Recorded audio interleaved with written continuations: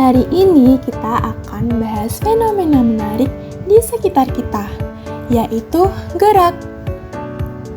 Bayangkan, kalian sedang melakukan perjalanan panjang. Pemandangan indah di sepanjang jalan mungkin membuat kita rileks. Namun, perhatikan bagaimana mobil bergerak.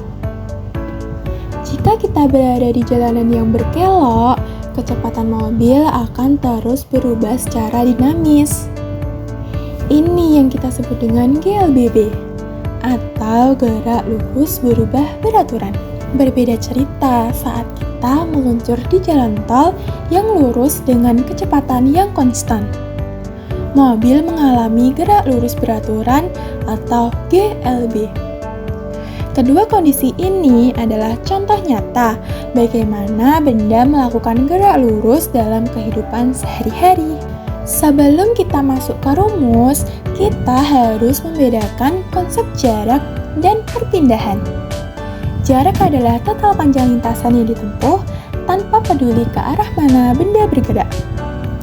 Sedangkan perpindahan adalah perubahan posisi dari titik awal ke titik akhir.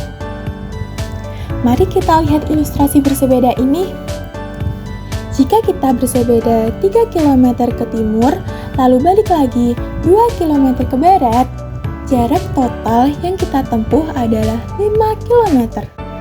Namun, perpindahan kita hanyalah 1 km dari titik awal.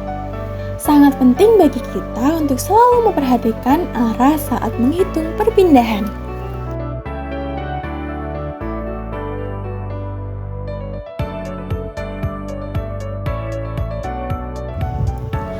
Dalam GLB, benda bergerak dengan kecepatan tetap, sehingga percepatannya adalah 0.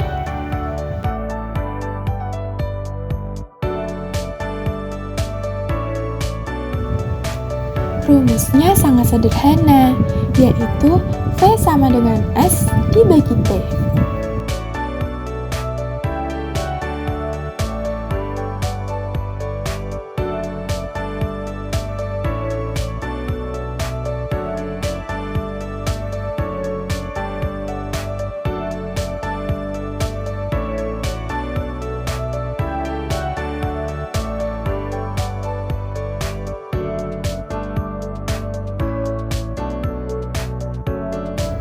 Contohnya seperti kereta api yang melaju di rel yang lurus dan mobil melaju di jalan tol dengan kecepatan konstan. Sebaliknya, GLBB adalah gerak dengan percepatan konstan, di mana kecepatan berubah secara teratur.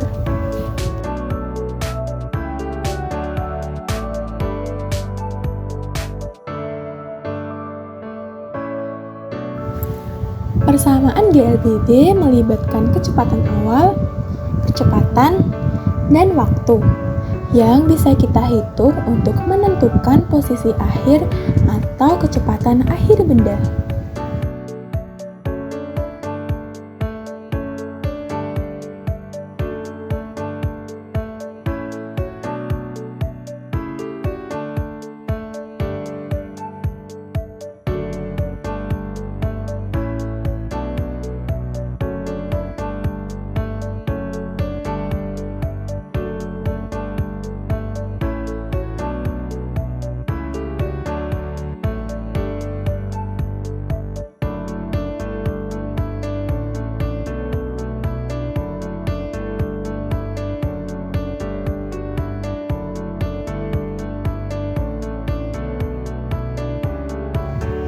Ini terjadi pada pesawat saat lepas landas atau ketika kendaraan melaju di jalanan menurun.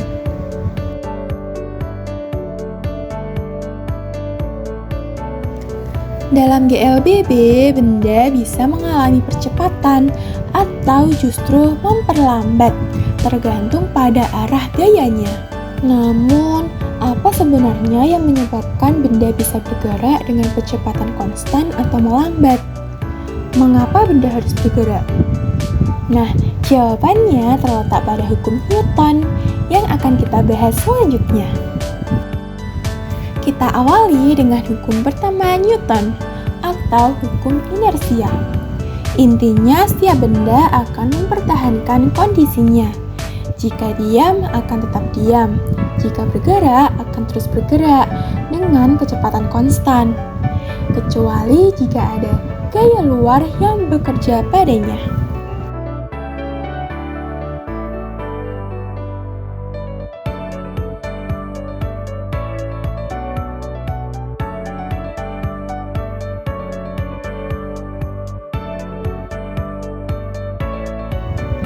Ingat pengalaman saat kalian di dalam mobil yang sedang melaju kencang, lalu tiba-tiba direm mendadak.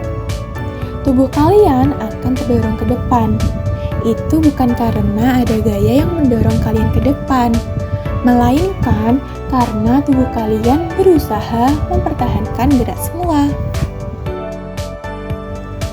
Inilah contoh sempurna hukum inersia.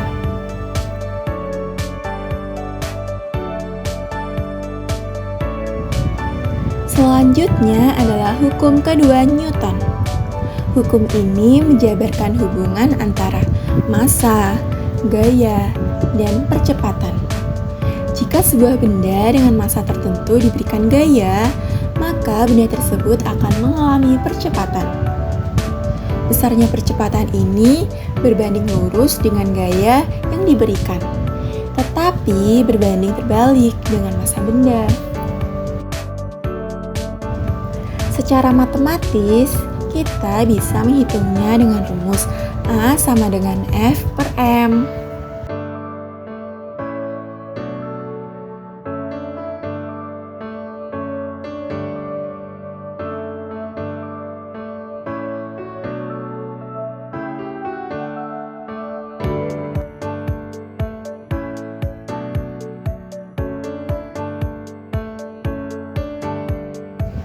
Artinya, semakin besar gaya dorong yang diberikan, maka semakin cepat benda itu bergerak.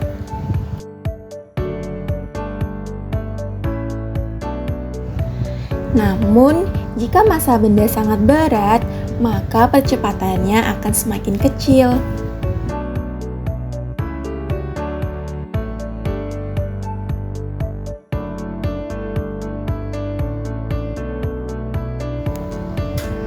Terakhir, hukum ketiga Newton tentang aksi dan reaksi.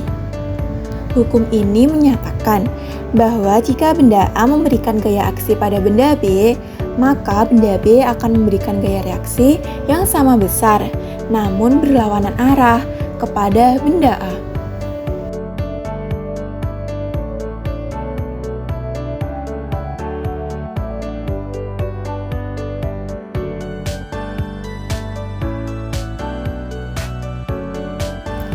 Lihatlah saat orang berenang. Tangan mendorong air ke belakang, dan air memberikan reaksi dengan mendorong tubuh berenang ke depan.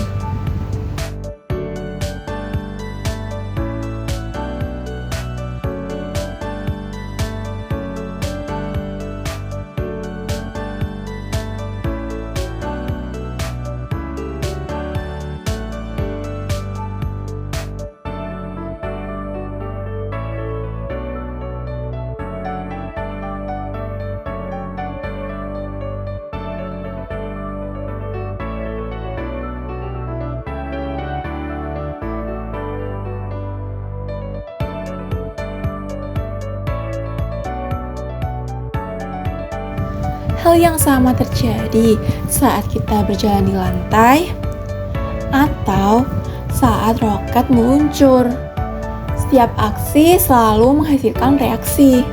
Dengan memahami ketiga hukum ini, kita jadi bisa memprediksi dan menjelaskan bagaimana hampir semua benda di dunia ini bergerak.